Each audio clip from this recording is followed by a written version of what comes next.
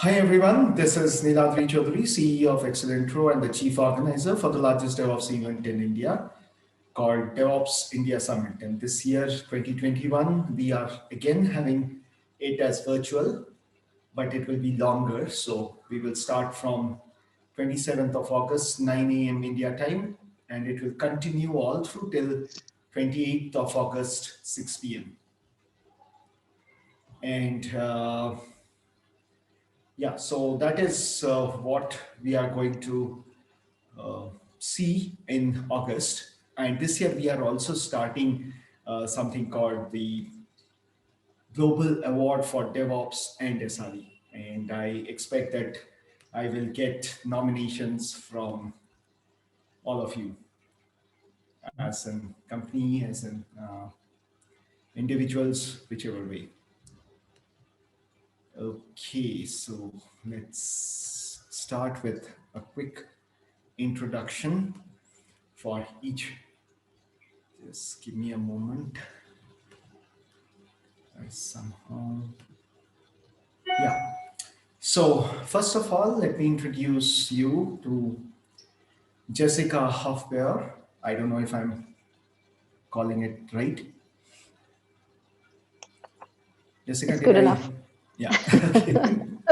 Okay. She's product manager, DevOps. So she's a passionate change leader and in love of modern technology, and obviously fell in love with DevOps practices, and now she's leading the DevOps enterprise DevOps uh, initiative in Volvo Cars and based out of Sweden. Thanks, Jessica, for joining us today.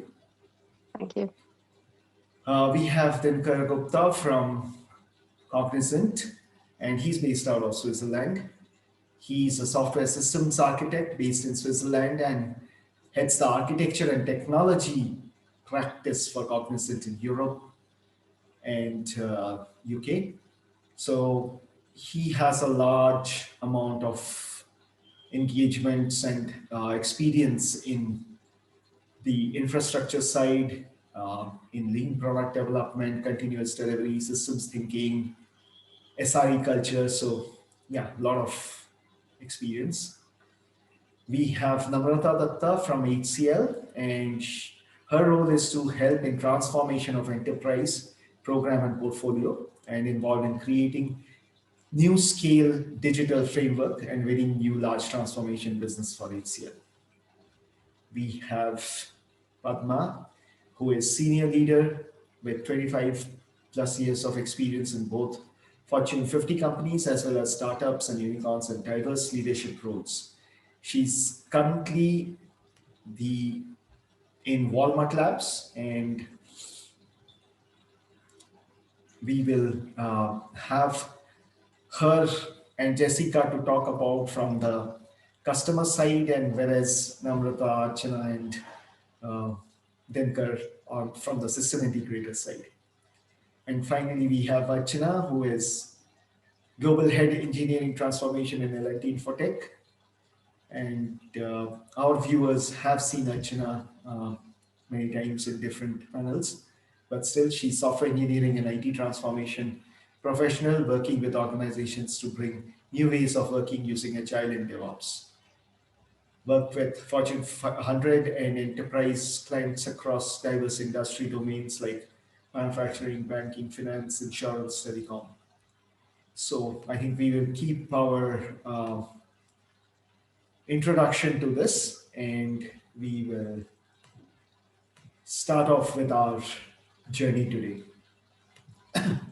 So, setting the context, the reason why we thought of this particular session is I have been seeing a lot of talks going on in different forums as well as on some of the recent books like the Sooner Safer Happier by Jonathan Smart and all.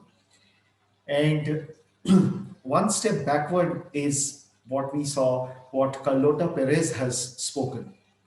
I think you all have heard about Carlota Perez. She's a socioeconomic researcher. And as per her concept, what she says is that the socio-economic need leads to change in the need for change in the technology. And once the technology comes, then there is a need for change in the socio-economic need. So we had the need, which gave rise to the uh, transportation. So we had steam engine, Industrial Revolution 1, which led to more demand and less, I mean, there was less production. So that gave rise to the Industry 2, which was manufacturing, mass production. So like that. If we look at it from that point of view, we are looking at a lot of change that is expected to come, because as per her, we are in the middle of the Industry 4, which is the use of AI, ML, IoT, and we are in the middle of it. So a lot more changes is expected to come. So the organizations that will survive are the ones which is able to adopt to the changes. And it's not only just Industry 4.0, it will be 5, 6, 7. So in Industry Infinity. So how are we getting ourselves ready to adopt to these kind of changes is what the point. And here what we see is that a lot of organizations are changing their way of working, both from the customer side and also from the system integrator and vendor side, by whatever name you call it. Uh, so when we look at that, we see that DevOps and SRE is the right things to do at this point of time, to be able to work together for that common shared objective and to be able to achieve what we want to achieve and do things faster, safer, stabler, and obviously happier. Now, from that point of view, I will first start with Jessica to explain that how do you think has things changed in the way of working with the system integrators, with the vendors, to achieve your organization goal? Yeah, I would say that I really feel that everyone is on board in their way. Everyone is on board. We kind of have the same end goal, and we are all moving in the same directions.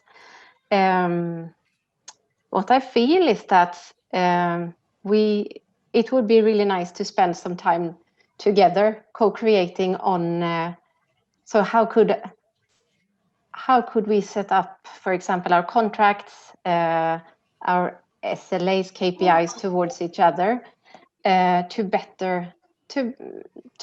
be better adapted to the culture we're moving into or are in. Let's take the example that we are really in this kind of learning, on a learning journey where we celebrate that we do mistakes because we get an opportunity to learn. But on the other hand, parts of our workforce could have a penalty for making a mistake. So how can we remove that kind of contradictive barrier, making us move forward together? Because I think we are all in it with the same goal in mind. But sometimes I feel that we have not really removed the barriers for to having the teams work in the way we want. Okay, so let's go to Namrata to hear from her what is her views on the other side. I completely agree with you, Jessica, that what has happened, I would see, we have seen a drastic shift in the mindset that earlier we were like more of listening as a client and a vendor kind of a discussions, and now it's like more on a partner side collaboration. We are getting onboarded on the vision of the organization. So you could say our contribution earlier was very much into the technology aligned, that at a team level, you could do that, and a program level, you can bring in these kind of a practices. But never, what is the end goal or as a vision, as an organization we are looking up to? What is our XLAs or a experience that we would like to share with our customers? Those kind of a discussions never happened earlier. Whereas now we could see that, we are getting onboarded, we are equally collaborating with our clients in those workshops. We are having that kind of a mind mapping workshops where, the discussions are leading towards what is in it for a client organization more of, and what is their vision, how they would like the customer satisfaction to happen. So I think that has dramatically changed our viewpoint to always be a solution provider. Earlier we were always solution provider, and now we are trying to look at what is the problem we are trying to solve first. So that viewpoint change has exactly come up in last few years drastically. But I would say that yes, though at a transformation level, those discussions are getting started. We are aligning well. Maybe sometimes we see when it comes to deliveries and the outcomes, people do struggle there on the outcomes not aligned. You promise that in a transformation they will see a holistic transformation from people wellness, process optimization, well tool utilization, but at the end everybody gets stuck to the ROI of number of resources onboarded and all those challenges. But we are actually progressing with few initiatives where the contract are getting realigned, and we are more now looking towards the outcome based models, where we are owning not the deliveries part of it, but actually we are owning the value delivered, and the KPIs are getting aligned, and this is the time when SLAs and SLOs are moving towards the XLAs, where what is an experience you are able to drive. So I'll take a pause and I will say this is the next level which we have seen we are moving towards. Thanks, Namrata. So we will go back to again the customer side with Padma to hear her views. I mean, can't agree more with what Jessica and Namrata have added. The transparency that we are now working with our vendors, we no more call them vendors, thankfully. The transparency that we have created with our partners has improved. Like Namrata pointed out, what we used to call as a solution provider, we understand that they are not the solution provider, nor are we. We are together providing a solution to an end customer who is wanting something else from us together. And he doesn't care whether I am working with a partner, I am working with in-house people, or I am doing it this way, or I am building a nice pipeline for the deliveries. The customer actually doesn't care any of it, how I estimate and anything of that. So what happens in the back end used to be a rift, kind of a you versus me kind of a rift about 15 years back, when I was myself on that side of the solution provider industry, has now completely changed. Extreme transparency has been built in. We upfront share with our partners what is our annual plan, how are we breaking that into quarterly plans, what do we want to deliver this month, and how do we want them to work together, what is a heads up of how much more skill sets we need. It's not about people, but what skill sets we need from them, and how can we bring those skill sets together to the skill sets existing in our organization and collaborate. And we are no more saying that, hey, all employees come for this training and vendor partner people are not allowed for this training. Those days are also gone. If we do a training for an agile team, the entire team goes through the training, irrespective of they are from HCL or a Cognizant or a Infosys, or they are from Walmart Labs or Philips or any of the other organizations I have been part of. Entire team goes through that. Entire team sits through the planning. Entire team sits through the reviews. Entire team goes through the retrospective. So everybody understands the problem statement.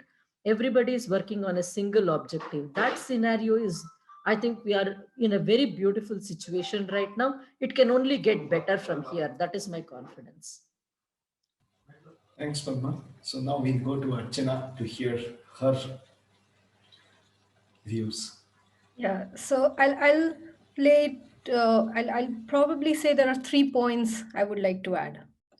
The first one, all of us, be it the client, be it the system integrator, want to achieve same common goal of serving and making sure we are able to best serve the business needs, right? So yes, everyone wants to do that. But I think to Jessica's point, we also need to realize to serve those needs, there are different ways of engaging people who are doing it. Sometimes you may engage with people saying that, hey, it doesn't matter, come with us, work with us together, we'll share everything with you. Sometimes you may say, hey, you know what, this is a piece of work which we want to be done from you, and that's all what we care about, just give me that piece of work. Or you may say that, hey, you know what, we know you are good in this area, we acknowledge we are not, so please help us out in this area of work, bring your expertise across all the different clients which you may have, and help us out in this area, right? So look at those 3 engagements. There is a very drastic change in which those people are getting engaged. In first way, it's about you and me collaborating together. In the second way, saying, hey, I want to make sure the risk is transferred to you. You take that up, finish it off for me, and give it to me so that my headache goes away. And the third piece is more about I acknowledge I don't have those skills. You're probably better at doing, let's say, a cloud or something new, latest, greatest technology. I don't have time to ramp up. So let me just buy that third party piece from you, from a startup or whoever, and integrate it in my ecosystem. So are all these three, so here is where I would say, are all these three good or bad, right? In my way, all of these three work, all of these three are needed. But earlier, what used to happen is that none of these three had that common goal of sharing, right? None of these three had that common goal of visualization, the big picture. Now that is happening. And within that construct, are you working together, or are you just doing an outcome, or are you just buying and building some just interfaces among yourself, is left to you. And I think as enterprises and as system integrators as well as clients, we need to recognize these 3 needs will exist. We cannot run behind an ideal world saying that I would always like to partner with everyone and go with them, right? It cannot happen. It's impossible, because at different point in time, you will have different needs. At different point in time, your business sense that what you want to bring in will be different. So sometimes you may have to buy an AI product. Sometimes you will have to do a co-design thinking and mind mapping exercise. Sometimes you will have to go and say, hey, this is risky proposition for me, go and own it, right? So I think many a times what I see is service providers don't realize these kind of things, neither do the client. And when they don't realize these needs, you will see clashes, right? You will see things like, what are the SLAs? You will see things like, what have we agreed on the paper? So when people are going into the scenario, if you understand what the scenario you're working on, both as a client and as a vendor, and especially here is where the procurement teams play a major role to make sure what they are getting into and how they are structuring the contracts, and also making sure their IT side as well as vendors IT side is taken care of. If that doesn't happen, you will see a culture of friction that's getting developed. If you, I think, understand those big picture, understand where you fit in, you will see much smoother ways of how things are getting delivered. So that's where I would say that glad to see that people are taking steps in this direction. With COVID, this direction has accelerated even more, and I hope it remains so in spite of all the vaccines and all that are coming in.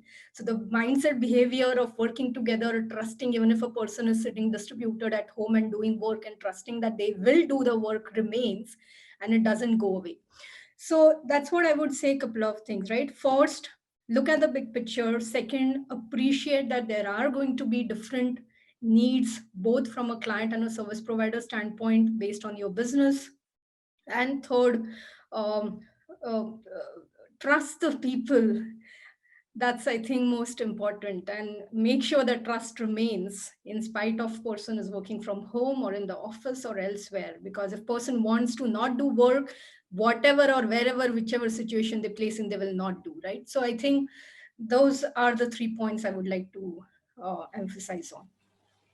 Thanks, Archana. I mean, taking the cue from Archana's point, I would look at it as the factor where we are talking about the motivation.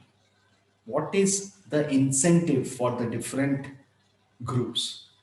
If the incentives are different, however, intent is good, it still doesn't help in people achieving that objective.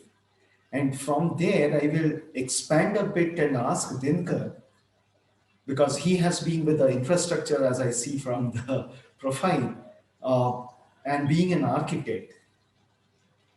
In the current scenario, what you see, traditionally, if you look at the infrastructure side, a lot of the organizations are still busy with maintaining the infrastructure which is on-prem. Not all have gone to the cloud, and their deliverables remains at maintaining those servers, maintaining those infrastructure of that part of it. And we see people are more interested in somehow achieving the SLAs, uh, trying to get hold of completing whatever they need to do to satisfy their contractual obligations. Now, what do you see in that, number one? And number two, the other part which is important, being an architect, in DevOps and SRE architecture, not only from the software side, but also from the infrastructure side, and more specifically because of the current security issues, is very important. So how do you see that we are going to be able to handle that overall architecture across multiple vendors providing different things? Sure. Extending to what the other panelists were saying, right? Before I go into technology, an extremely important element is the problems that we are dealing with right now, although we still live in a fairly large legacy-oriented world across customers.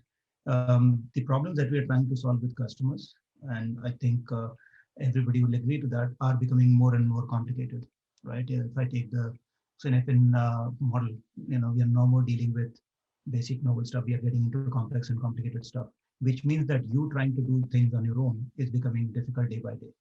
And the two ways in which you can handle the problem is invite support. And that support comes in not by vendorship, but by partnership. And that's one of the reasons which is causing this change. You need as much as outside in perspective to deal with unknowns and uncertainties. There's only so much you can tap in internally. What you need is a broader range, and that broader range comes through your partnership network. So it's extremely critical that both parties see that as the value creation role in that partnership.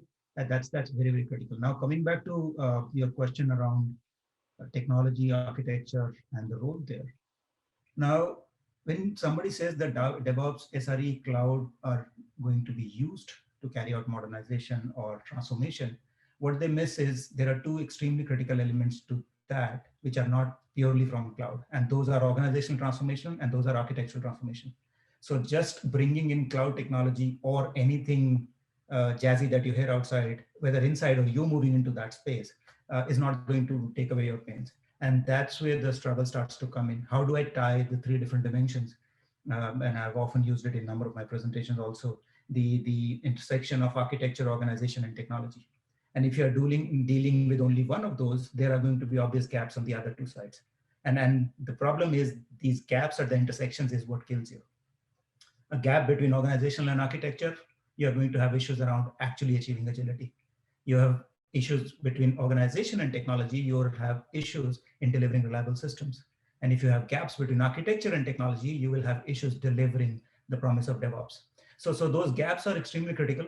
And just picking up one of those things will get you in towards that journey, but you will get stuck in those gaps, in those intersections.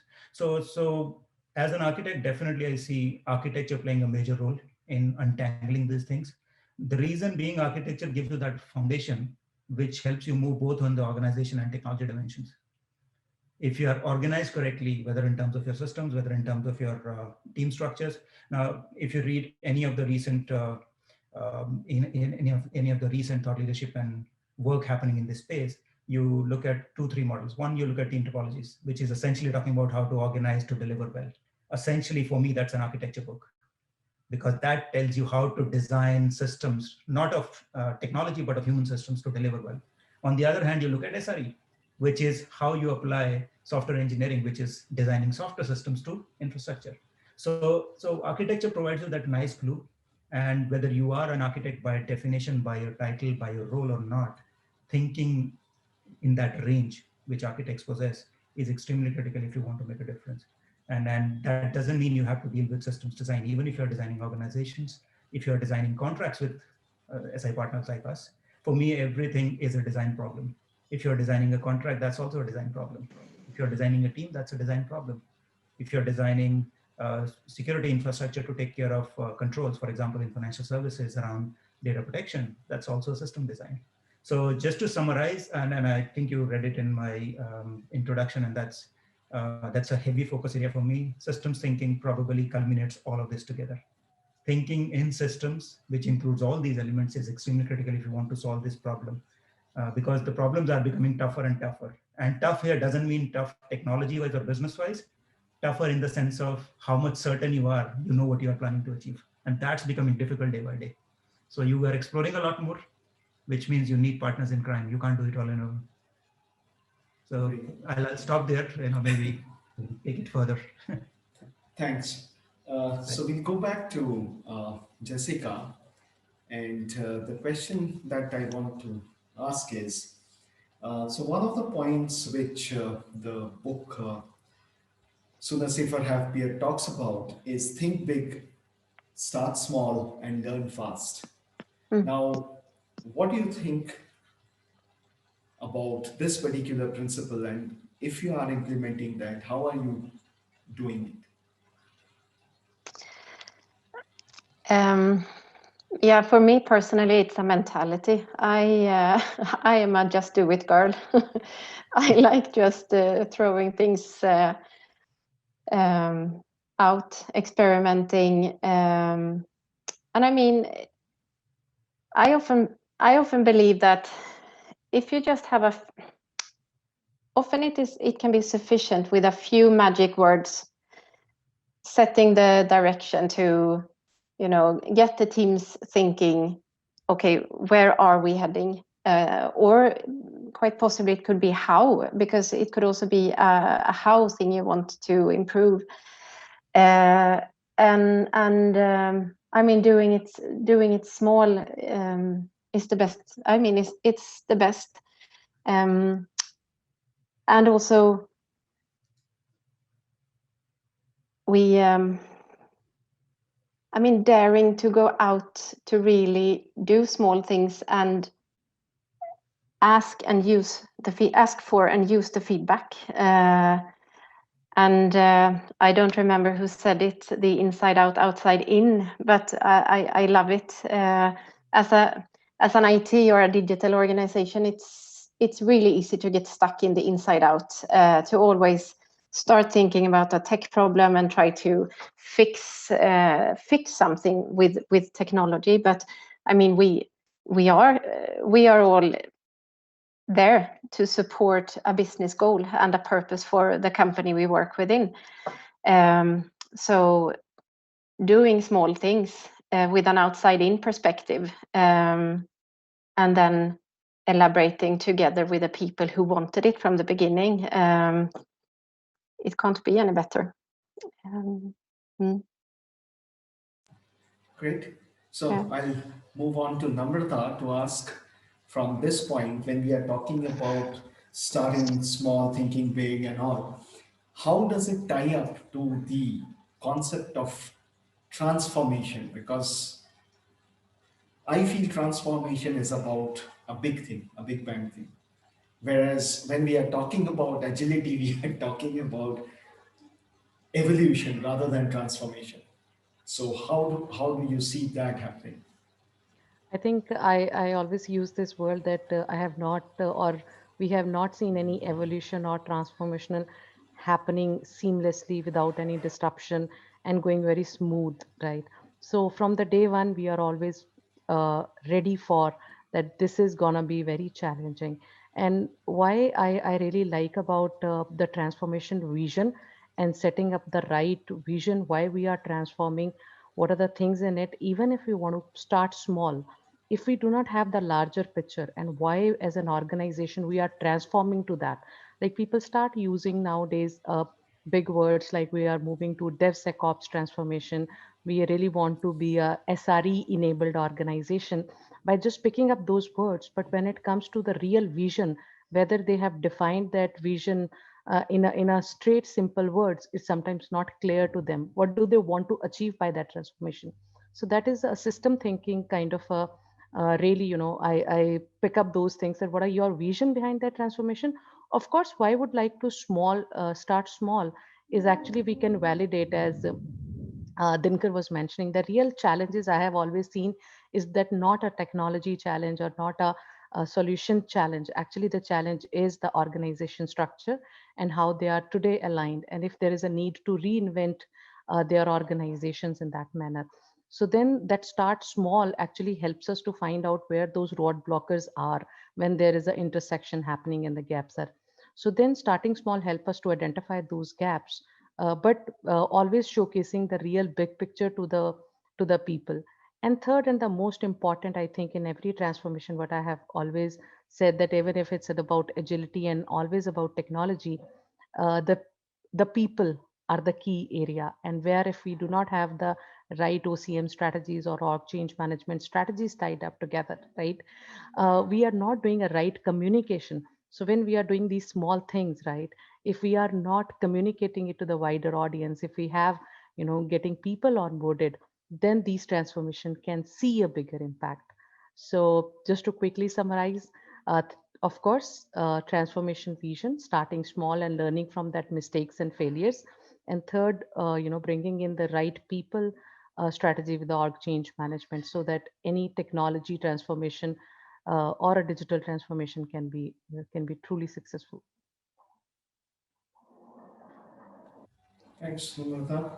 So, going to Padma, uh, we say that scaling agility is descaling the work and the system of work. I think which is what Dinkar Namrata has been talking about. So, how do you help in implementing that in your organization? I know you have been in the agility world for quite some time and practicing that. So, would like to know how you are. What do you think of the statement and how you are implementing? Definitely. I mean, the Big Bang things are the things of the past. I don't think anybody wants to do it because we really don't know. Nobody predicted how 2020 would actually look like until we all landed there and started seeing how we are all going to be working in that.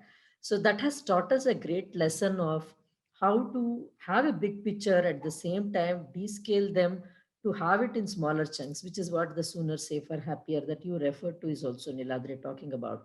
So having a big picture is a dream, right? It gives a lot of energy. It gives a lot of motivation. It builds a inner motivation for everybody to look up to the morning and get back to the work.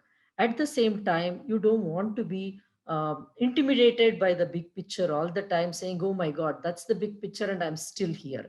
And that's where a little bit of descaling, a little bit of breaking down into things, breaking it into smaller pieces, and finding joys of celebration in doing those small things gives a lot more energy than just looking at the big picture alone. So, what we are trying to create is a big picture that keeps us going for the next few years.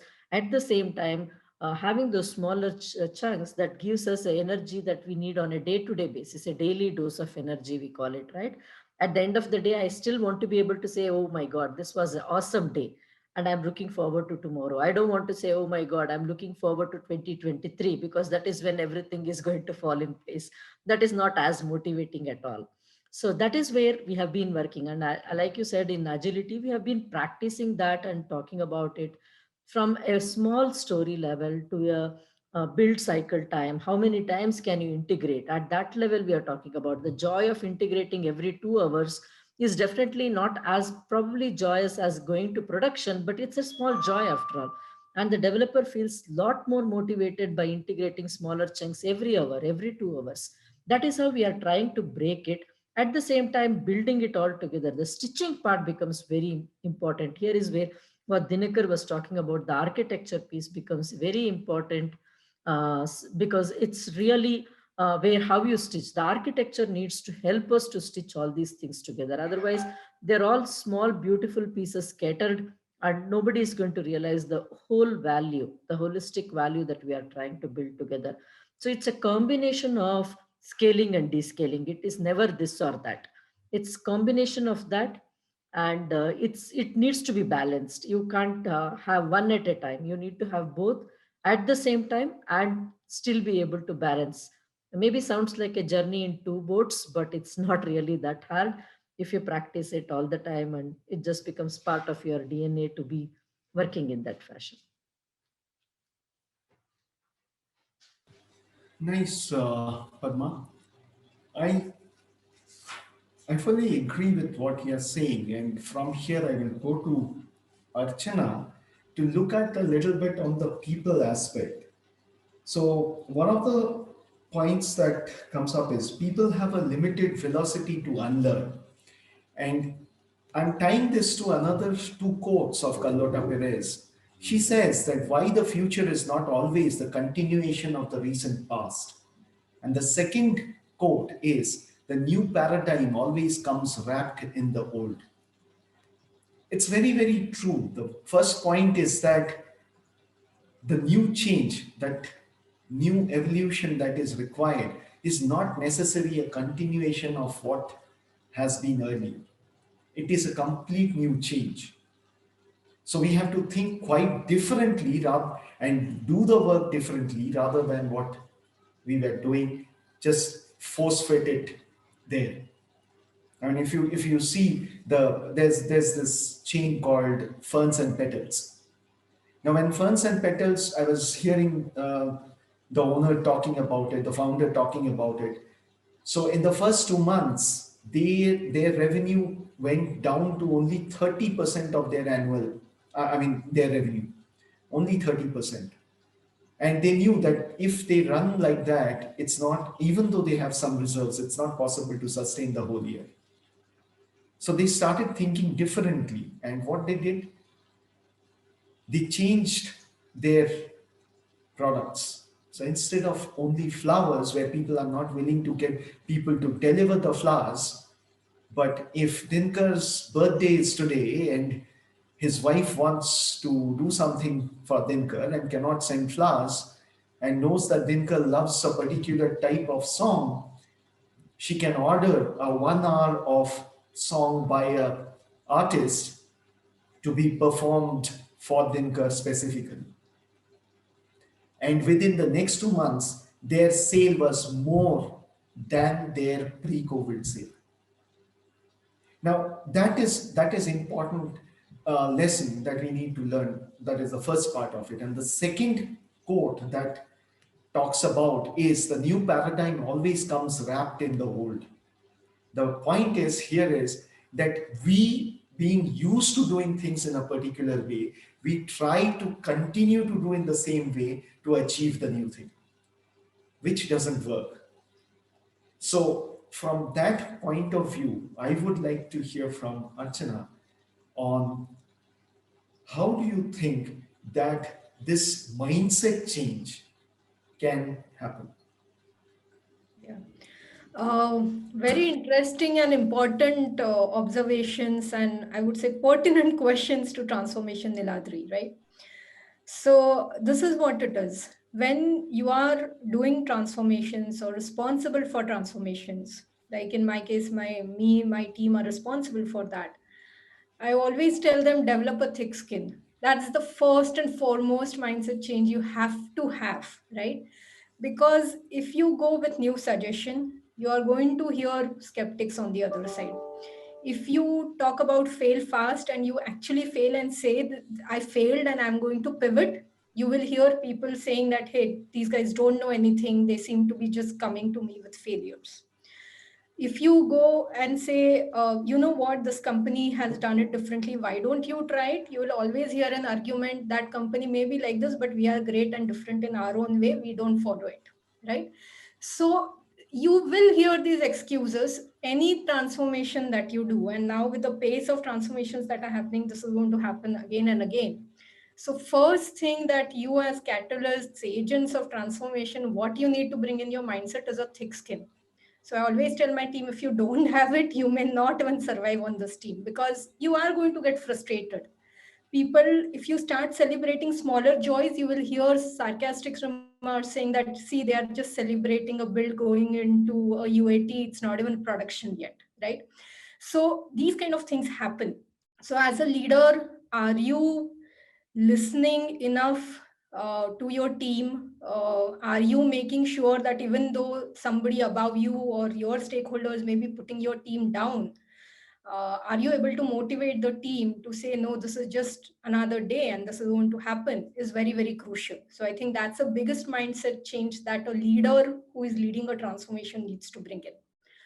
The second mindset change is from a people standpoint, right? And there is an old saying you cannot teach old dog new tricks, and that saying is for a reason.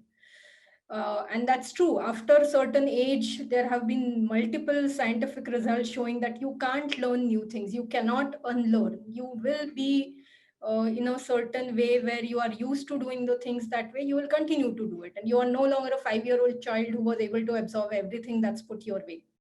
So I think we should acknowledge those human fallacies. I wouldn't say fallacy, human tendency, right? And don't have those aggressive targets for transformation where you are just creating frustration across every board, every single person who is associated, right? I think if you are those transformation leaders, you should have that thick skin and confront your stakeholders who are pushing you to say that do an agile change in 3 months, right? You will hear those classic things saying, okay, do an agile transformation, 100 agile projects, 100 agile pods, 3 months, this is the target, go and do it. And then when you go and say, hey, you know what, I may be able to do it, but I may be able to do just daily stand-ups and basic trainings and all to them, they'll ask why Google does it elsewhere, right? But they don't realize that Google DNA versus your organization DNA and your mindset leaders and people is different, right?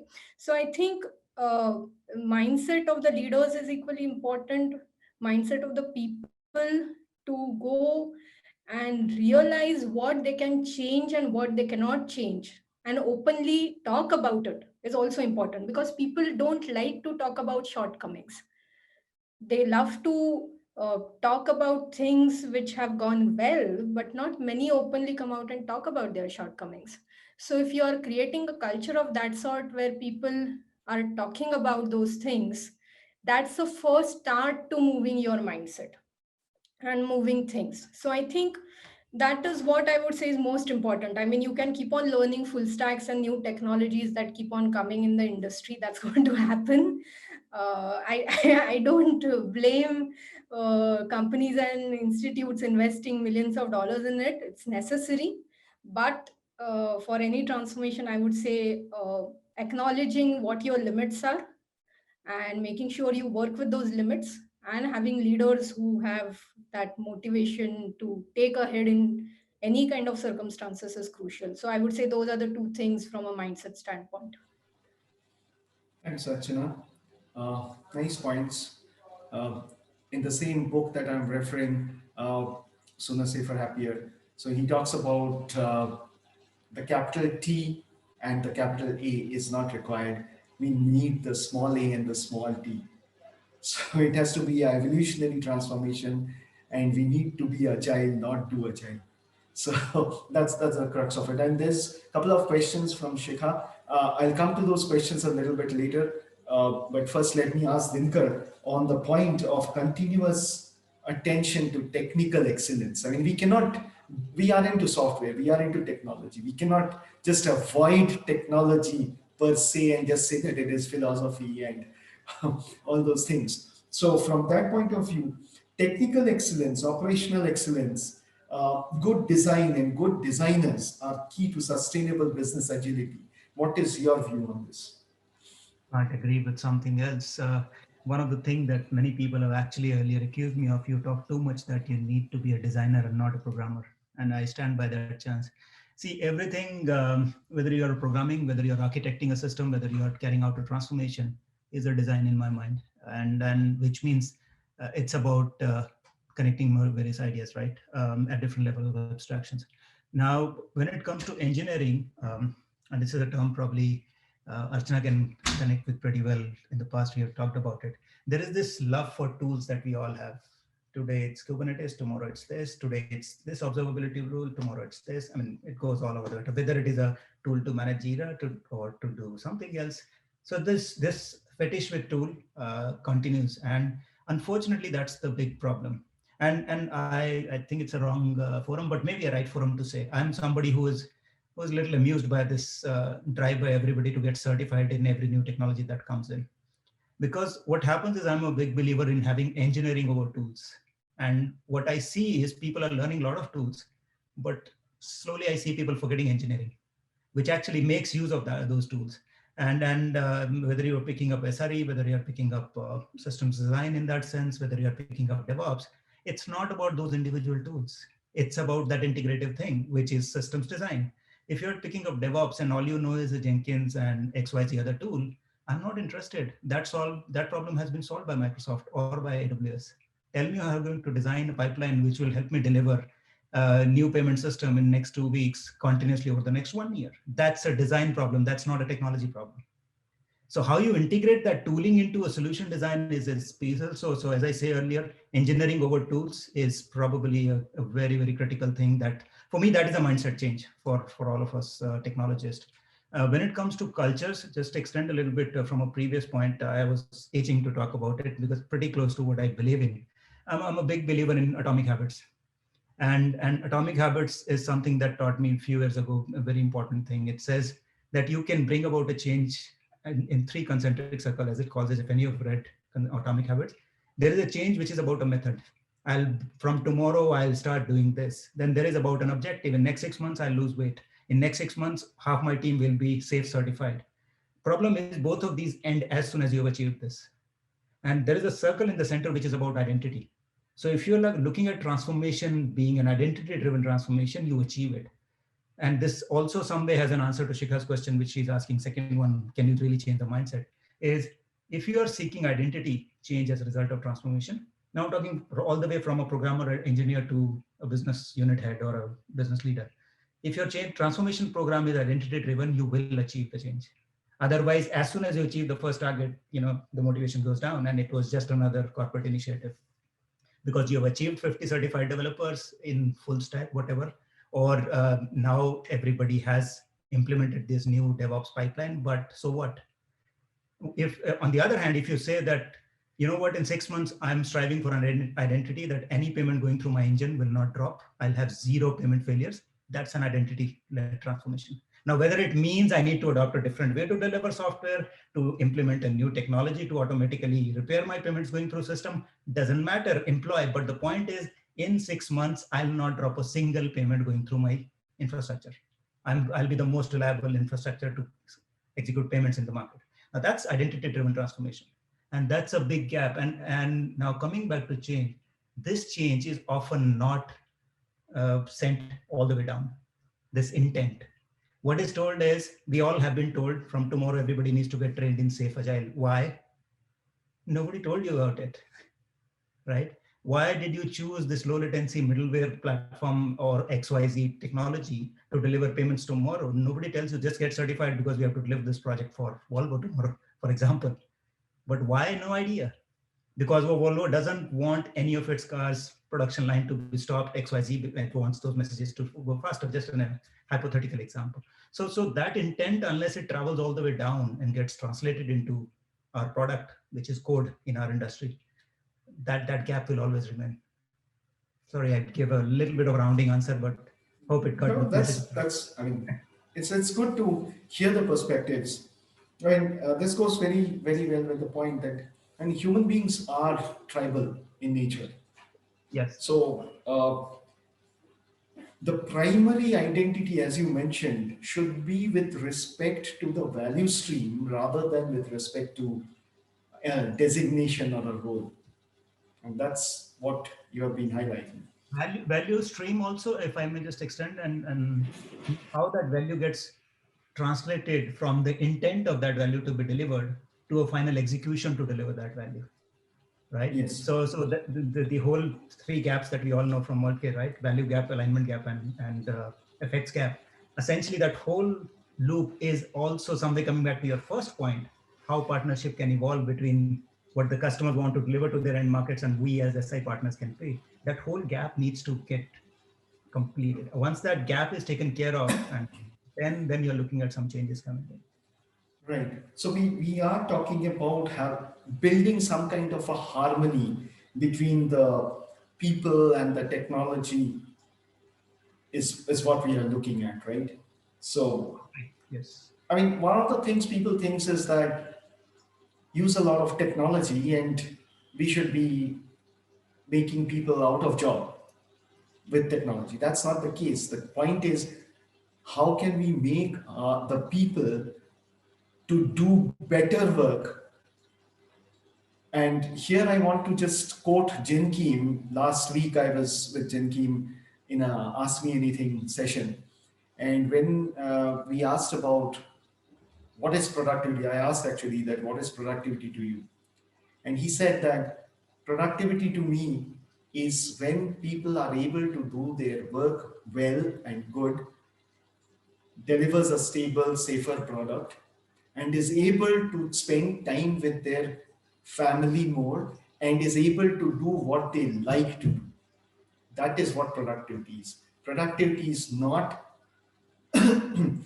how much more lines of code you have delivered or how many more user stories you have delivered. And it was a very interesting perspective when he mentioned that. And going from here, I would ask Namrata to talk about it in terms of what you feel is the way of looking at productivity. Because again, there is productivity for your internal team, there is productivity for your vendors. When you are saying that everybody's partner, everybody's working together collaboratively for one shared objective, how do you uh, look at that aspect? I really love this question because I am the one who got always beaten up for this because I am a strong believer of the same thing that productivity means, the team wellness first. And I replace happiness with wellness because I think that happiness may be different. Maybe for some developer, writing better or a longer code is happiness, but it's more about the wellness. And then, of course, it was a struggle in our SI partner thought process that productivity should go with numbers. That okay, the numbers achieved is actually, or the variance achieved is actually the productivity.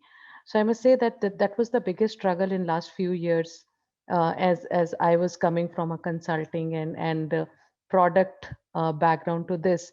uh, it hit me in the beginning that I was not convinced that productivity is about numbers.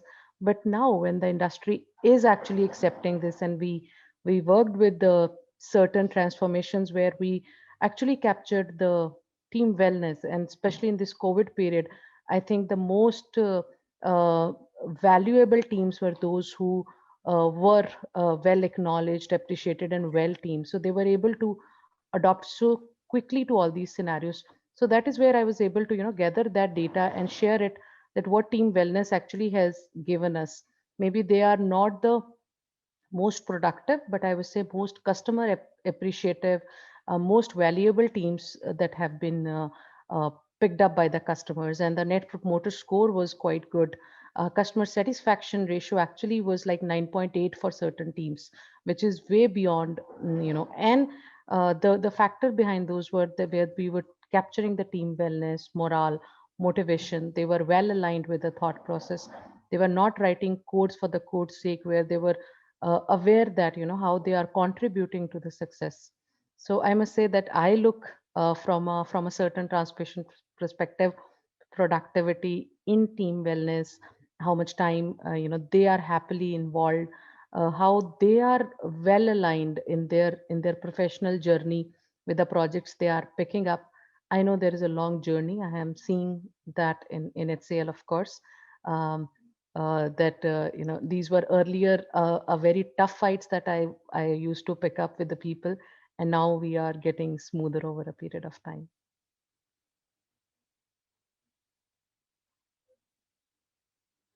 Great. So let me go back to Jessica and ask a question in terms of when you start a DevOps initiative, where do you start?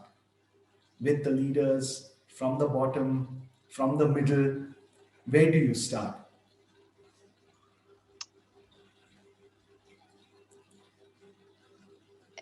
Yeah, it's a tough question where to start.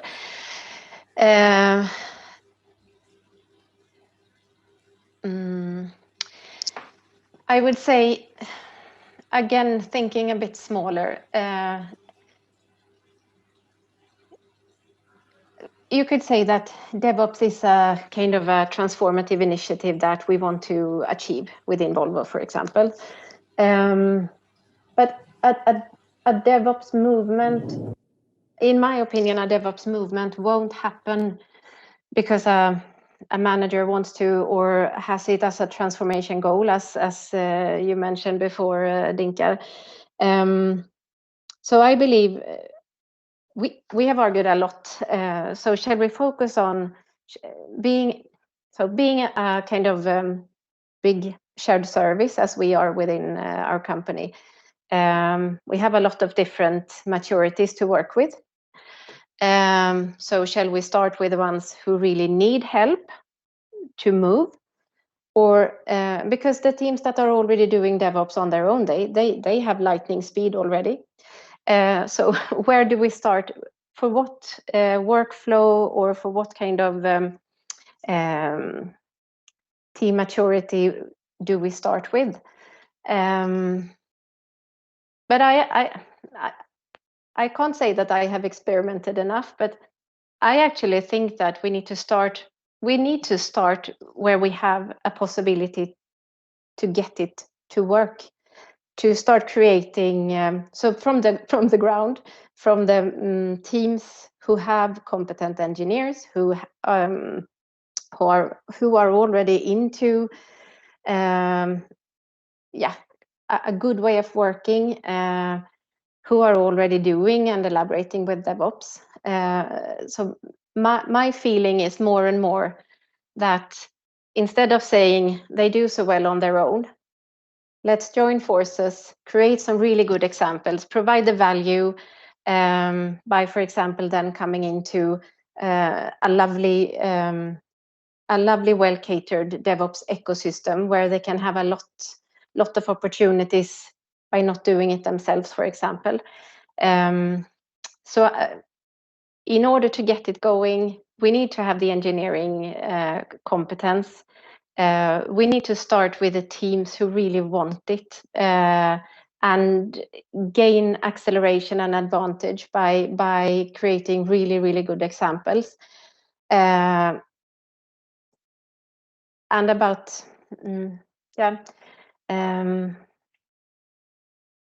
and I see great examples where we have come so far, both within completely internal teams or where we are mixing up with the system integrators.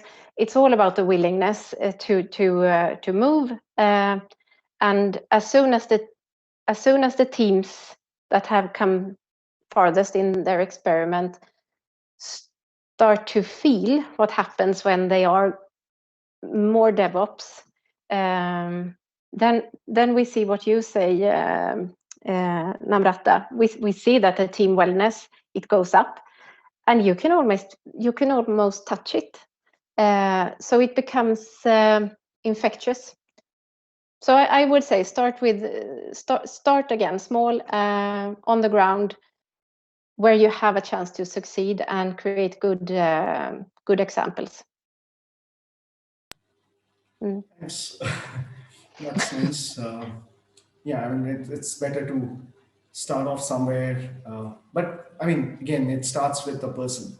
Somebody has to take it up and take it forward. Yeah. And then get the buy-ins for the others and get others to get excited. Right. So a couple of questions which came from Shikha. Any one of you can take this. One is we discuss about technology achieving business agility, organization agility, how to map them with personal goals as our teams are built with individuals and their motivation is a challenge. Who wants to take this? Namrata? Start at that and just feel free to jump in. So Shikha, as I was saying earlier, the personal goals, right? It's essentially what's in it for me question, right? Why should I subscribe to an organization's intent to become more agile or adopt this new DevOps process? Or now you're telling me become an SRE team member or whatever, right? What's in it for me? So first of all, it's extremely important to understand your role in that. Unless you understand your role, there's no way you can understand what value you can contribute to this. So there's a one-way street and then there's the other way street, right? So first of all, you understanding where exactly your effort is going to be for this effort to succeed or not succeed. And more often than not, and I've been an engineer all my life, we do not ask that question, have to be honest about it. We just ask what needs to be done and that's it. But that's only at one level above. We don't go anywhere by, right? One technique which I've loved over the years, it's something so simple, we should have taught it to people in school, is 5 whys. Never ask that ever. Just go to 5 levels up and you'll get your answer. Why the hell should I do it well? So that's one way. But the second part is then when it comes down, what will it bring to me? And somewhere the answer is mixed. At one end is the answer is somewhere in that satisfaction that you get as a professional, which is a philosophical answer, but very important, because if you are in a job, you're not in an NGO. I'll be a little more pragmatic. You're in an NGO, right? Your career growth is different. But if you're working in a professional circle as an IT professional, as a business professional, your career growth is linked to the business outcome that the business achieves. And if you can see that your participation will result in that business growth, ultimately there is a feedback loop which will result in growth of everybody involved in that business. Whether you are an IT supplier, whether you are part of that company, so-called client of ours, whatever. But ultimately there is a circle which comes in. So that's one area. Second is which is something to do with the element of wellness, which is talked about right now. One thing which is happening very clearly right now is this environment, whatever it is, some way is killing. For example, I know this is my 7th or 8th hour even today on call. Now, beyond a point, we are getting into an environment where at the end of it, you probably think, what exactly did I get out of it today? Right? Other than the salary that will probably get credited into your account. And that is something for you to answer. And then that's the whole point around productivity. You are productive because you finished all the tasks on your Jira board, or you replied all your emails, or you actually really achieved something. For example, I'll give you my personal example. I finished my days asking only a simple question. Did I learn something new today? And not philosophically, actual pragmatic stuff. If I learned, and of course I'm earning my salary, so no issue in that sense, I think I've done a good job. And nobody was unhappy with my work. I've not, that's another measure for me personally. How do I achieve my goal? I have not, I'm sorry for my word, I have not screwed up anybody's life by doing something today. I checked in something which killed somebody's build. I created a design which somebody looked at saying, what have we created, right? Should have not given this work to this person or anything like that, right? So as long as I've not created a negative influence, second, I've felt productive end of the day. And third, I have ensured that whatever I did, finally, I know it has contributed to that cycle on one way. On the other hand, it will some way result in future to my growth. I think pragmatically, that's how I see it making work. Rest of the thing, there are philosophical discussions, but I know you're not looking for philosophical discussions. Hope it helps. Yeah, sure. Thank you. One part only I would like to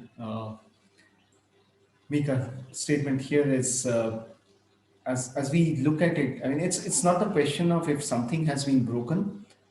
I think we will break. I mean, everywhere we break things. That's not the problem. The problem is we don't break the same thing in the same way. So that learning is important, not the fear of breaking. And that's what we are talking about. Learn fast, learn. The question is, it's not a question of whether we break or not break. It is a question of we decide when to break and how to break, so that there is a learning from it. Yep, learning. Yeah, that's the only point that I would make there. There's one more question from Mahua. To Archana's trust point, what are the measures to be taken to continue the trust ecosystem during lockdown pandemic to a more sustainable way between partners? I think the psychological safety concept is not only applicable to the employees, but it's applicable to everybody who is working in the whole ecosystem. And that's what we need to. So we need to believe on people. And if you really look at it, what the pandemic has proven is everybody is doing a great job. Work is happening even though people are working from home. It's not that they need to be physically in one place to be pushed, somebody looking down their neck to get things done. No, people have taken that ownership. And I think this crisis situation brings all of us together to deliver something. When we take that ownership is when things change. And I mean, I am of a opinion where I'm not very fond of too much of measurements. I mean, measurement has to be there, but not too many of KPIs and things like that. Rather, look at the outcome. Measurement should be more in terms of outcome. But I'll still leave it to Archana to put a statement because it was her point. I would just put one statement. I agree with what you say, Niladri. You kind of said the same things which were there in my mind. So I don't think I want to add anything to it right now. Sure. So let me ask the last question to, because we are already over the time, to Padma. And it is about security. We know that security is very important nowadays. And with more and more digitalization, more and more use of AI, ML, IoT, all these, security is becoming important. People working from in a more decentralized situation, security is becoming important. So what is your comment on minimum viable compliance? Yeah, I mean, like we are talking about the safety part of it to the employees, people that work with us. This is the safety net that we give to our customers. If we are not providing a secure environment, I come from retail world, right? And I have been in retail in the past.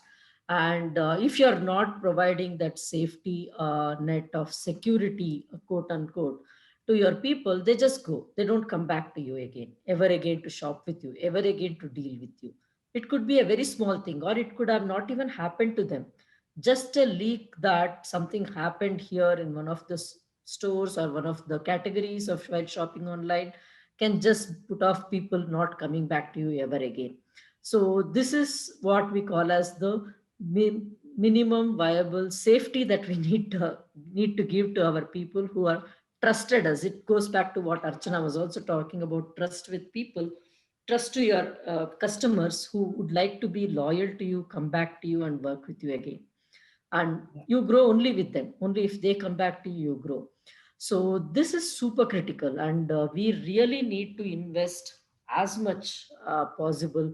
That is not a non-negotiable at all. This is non-negotiable part of the whole setup is the security part.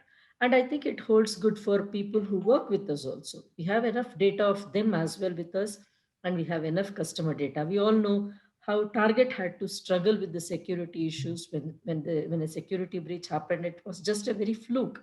It was nothing intentional, but it was still a pretty big breach that happened. They had to come online and apologize to the world in front of the camera.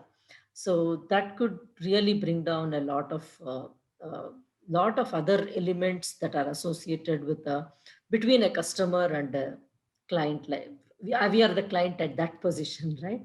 So that comes back. So definitely, the most non-negotiable piece in the whole setup in this technology setup, I would say, is the security piece. Just don't compromise. Just don't take it for granted. Uh, just don't think anything is too much. Nothing is too much when it comes to security part of the whole setup that you are building together. Right. Thanks, Padma. I will, I mean, this question I will touch to, with all the others also. Sorry for over spilling over the time. So going to Namrata, how do you bring in security or considerations in when you are dealing with the transformation engagements? How are you making everybody to also look at the security? I think security in couple of last couple of years we have seen has really picked up, and because of all these security breaches, as Padma mentioned, cyber security thing and all that. I think what we have started focusing more on with certain transformations is the security first culture, or a security as a mindset thing. That more of, if you are entering into your building and somebody is coming along with you and he is not an employee or something, this is also a security breach. You are going to your data centers and somebody is coming along, if you that is not an authorized person, it's also a security breach. So people don't understand that security is just not about the code, or it's just not about the environments. It's a kind of a mindset that we need to develop, that how security is important. So that culture was earlier not there, and every developer or a programmer was most thinking about that, I'll write a code, I'll hand it over to the operations, and they are responsible for security. And now there is a 360-degree transformation, and when we are saying no, security is everyone's responsibility, and from design to define and then to code. So I think we are seeing a lot of, and as I was discussing with you, that we are really seeing some DevSecOps transformations then, where now this mindset is getting, and it's not just about bringing in the Fortify as a tool, or SAS and DAS as a practices. It's not about just those things. It's not about just, and you are responsible for application security and I am responsible for infra security. It's about how together we are responsible for the security of this organization that we all together are serving to, and it be it a people security, process security, hardware security, software security. So that is a level of thinking change we are working towards. And I know it's just the beginning, Mm. because I could see that we sometimes, when we go and start discussing, we start with a very, very root level of discussions. So I know it's just picking up, and it's a long journey for us. Thanks. Going to Jessica. Um, to me, I purposely didn't mention DevSecOps because I didn't want to put some label onto it. Because to me, security is also about risk. And all through our life, we have been doing our learning that project management requires in the project to assess risks and why it has to be something separate. So I would like to know from Jessica that how are you handling your organization related risks uh, for your uh, work throughout. Yeah, I think it varies a lot within our organization. So I can't give a full answer. But for me, it comes down to that we need to be, we need to be aware of our own risks. The people owning the risks or closest to the risks are probably the ones who can mitigate them too. So awareness and of course, making it a very positive thing to talk about risks. As with mistakes, don't shoot the one lifting the risks and praising the one putting out the fire. Start praising the people who lift the risks and have good ideas on mitigating them. And then I think that we try to work with. We haven't come that far, but we try to implement kind of a compliance as code, or built-in compliance. So how can we serve the organization again by the central offerings that the teams I work with provide to the rest of the organization to reduce the risk of doing security failures or like other types of vulnerabilities. But I don't have a full answer on how we as an organization handles it. It varies a lot, I would say. Right, thanks. And this is the last point. After that, I will take the question. Namrata already has answered a bit for Swapnil, but we'll carry on with this one to Dinkar as to security. I mean, if you see the last SRE book by Google, it says that the name of the book is Building Reliable System, Reliable and Secure System. And what they said is that our system is not secure, system is not reliable if it is not secure. And I had one of the authors, Piotr, as one of the speaker in DOIS 20. So the point is going back to the point of security, relating to security is not just doing something outside, it also has to be designed. It also has to be architected. So that's where I would want your comments on that. And it's again, not only from the software side, but it has to be also in the infrastructure side. Everywhere, right? Again, the three dimensions: technology, architecture, organization, right? Because security has as much of a human angle as systems. But to be a lot more precise, it's a much bigger topic, pretty close to my own area of focus, but I'll come to a little focus over. One is engineering, right? After looking at many things, what I've come to believe, the whole safety culture, safety engineering background, that's extremely critical to apply even to security. Those are two different things, but the same element which is now getting manifested through chaos engineering on continuously developing instinct around reliability, developing resilience-oriented things. You continuously stress your systems to ensure that it is not giving you surprises when actually getting used. Similar instinct needs to be developed around attack vectors, right? So when you do security threat modeling, you do attack vectors. From where all can I get attacked? And you need to continuously test your assumptions around those threats from an engineering perspective. And that's, you can practically pick up the entire spectrum of chaos engineering and apply it to security. That mindset, and then engineering tools are available. So that's not an issue. The second element comes to how you manage and deliver software, which I think has also been talked about, right? DevSecOps kind of brings all of this thing together, but I'm also personally not a big fan of extending DevOps by many names. So might not recommend that, but yes, importance of, and this again is an important area where you educate developers. And today developers are actually a lot more educated, but a typical developer doesn't spend a lot of time understanding the implication of writing unsecure software, right? That needs to happen. That's the whole SDLC part. So taking them through it, educating, implication. I have not seen many teams actually doing a session with their development team, walking them through the threat vectors of their system. Because why should the developers get to know that? No, they need to know, because that's what they're protecting against by writing code, right?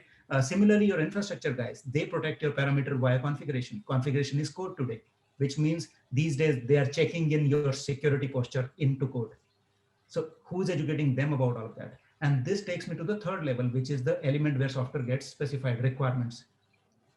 I've seen a big gap when people do requirements engineering, security being somebody else's job. So you capture functional requirement and NFR equals performance, nothing more than that, right? That's a typical industry standard. And while that's the least of the worries, right? Everybody wants to build a performance system. The issues are somewhere else. So activities like threat modeling, basic roles and responsibilities, definition, process rights, access and control rights, not technology, but business angle. Need to know principles, data privacy agreements, boundaries, right? Ownership. Once you have that specified, then you can talk technology. But unless that's specified, security is compromised at that level because of exclusion, not because of intentional behavior, because you excluded an important dimension. So that's where leadership, management, all of these guys come into picture. And last but not the least, which I think everybody talked about, is the basic human tendency. So one thing which I've come to believe is security is no more a birthright, not even for enterprises. So continuously test that you are not getting attacked. So if you are thinking you have designed a secure system, you are under some kind of illusion. No system is secure. So continuously, again, coming back to the whole idea of intuition development, continuously stress your system, test it against those assumptions you made around security. I recently, for one of the programs, we actually on the game day for chaos engineering, we included a specific security oriented element. So you are actually also testing your security vectors, not just your reliability, resilience vectors. That's some of the things you can do. Of course, many other things can be done. DevSecOps pipelines, compliance, automation, all of this is part of the game. Yes. Sure. Thanks a lot. I think it's very correctly said. I mean, I've seen many organizations don't even do threat modeling even today. Yes. So, yeah. I mean, if you see the DevOps India Summit site, the videos, there's something by a person called Simon Kurzi. He's of Microsoft, and he's a expert in threat modeling. He himself has created a tool also, which is free. You can use it for threat modeling. It's a very good tool, nicely made. You can use that. There's also, you talked about security chaos engineering. So I have an interview with Aaron Reinhardt. Go through that, see what he's talking about. Brilliant thoughts on that area. Yeah, thanks a lot. I think I'll go with the last question that I'll take it from Swapnil. He said that I would like to ask specifically on organizational culture when there is transformation, why there is no agenda, like every associate should think as leader and you need to deliver this change transformation as part of your role. I believe there would be amazing results. I think if you really look at it traditionally, forget about DevOps and all, traditionally, organization change management is about that, to bring in the people to get into the change. If we thrust down something on their through their neck, it is not going to work. I mean, a person will be more willing to do something and achieve if they have committed to that, rather than somebody else committing and telling them. I don't know if you know, in ITIL version 3, there was a particular course called ITIL practitioner. Everybody mistook it thinking that it is only the CSI, the continual service improvement, which has been renamed. No, it was not that. It was actually about organization change management, looking at how to bring the people into the to be part of the change, not somebody where you are told that you have to do this. They decide, they understand why the change is required, and then they decide how to do that.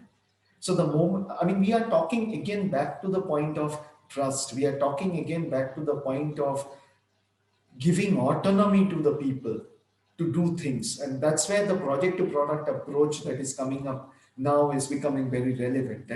That team which is doing the work, which is closest to the ground, is the person, are the people who should take the decisions.